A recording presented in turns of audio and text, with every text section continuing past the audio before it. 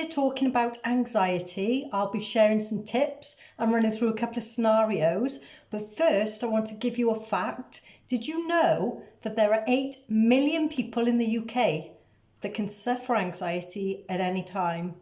So just to repeat that, at any one given time, 8 million people can suffer with anxiety. What a massive thought that is. And doesn't that just highlight how important it is that we're there for each other, to support each other, to help each other through the moments that are so clearly present in people's lives? So anxiety is a state of mind, isn't it? And comes in many forms. People will talk of things like worry, sweaty palms, brain fog, the inability to make clear decisions. Even things like whether to have a cup of tea or a cup of coffee can be hard to make. There's the racing heart, fast speech, pacing up and down the room with no clear direction. It can affect things like our diet, our mood. There are so many negative effects that impact people's lives, and I'm sure many more. So what I'd like to do now is run through a couple of quick scenarios I'm sure many people will be able to relate with. And the first one is flying. So if we imagine we have the holiday of a lifetime booked, it's been booked for months. There's the adventure, there's sunshine, our friends will be there, family, everybody that we want to spend our time with will be there. But there's that one thing, isn't there? There's that flight that we need to get through. And as the holidays approaching, the days are drawing nearer, it's affecting our anxiety. The levels are increasing. It's even affecting our sleep. So what can we do? What can we do? We can phone a friend. We can phone or message a friend that doesn't share the same level of anxiety. Somebody positive that will help us through this moment. We can keep cool by placing cold water to the back of your neck. It has an instant cooling, calming effect. If you haven't tried that one, you really should. It works. Next is the block breathing.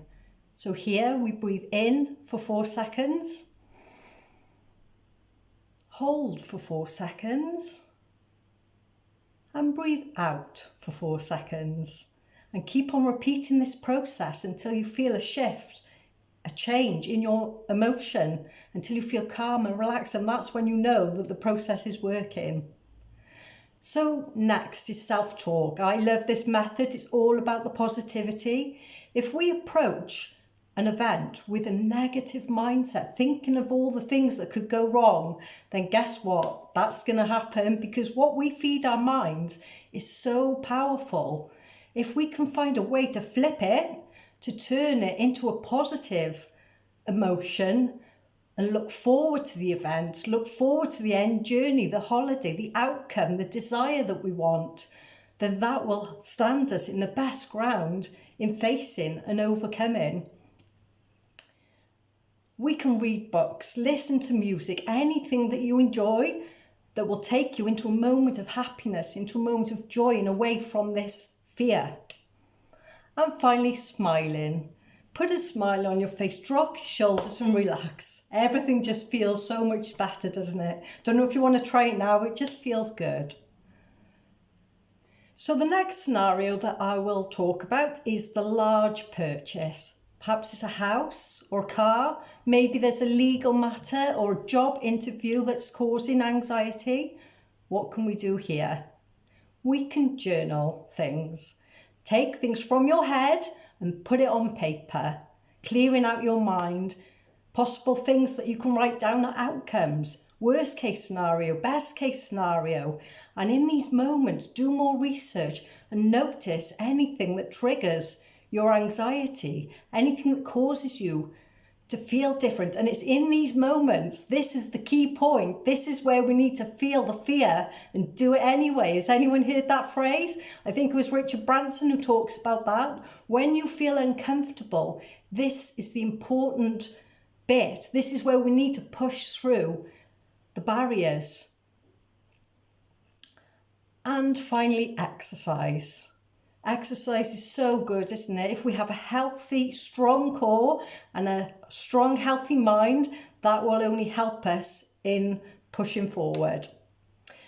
So if we know that an event has to occur, the best thing that we can do in helping ourselves is to accept it, to embrace it, to understand ourselves and find methods that work for us. And that is how best to respond to anxiety.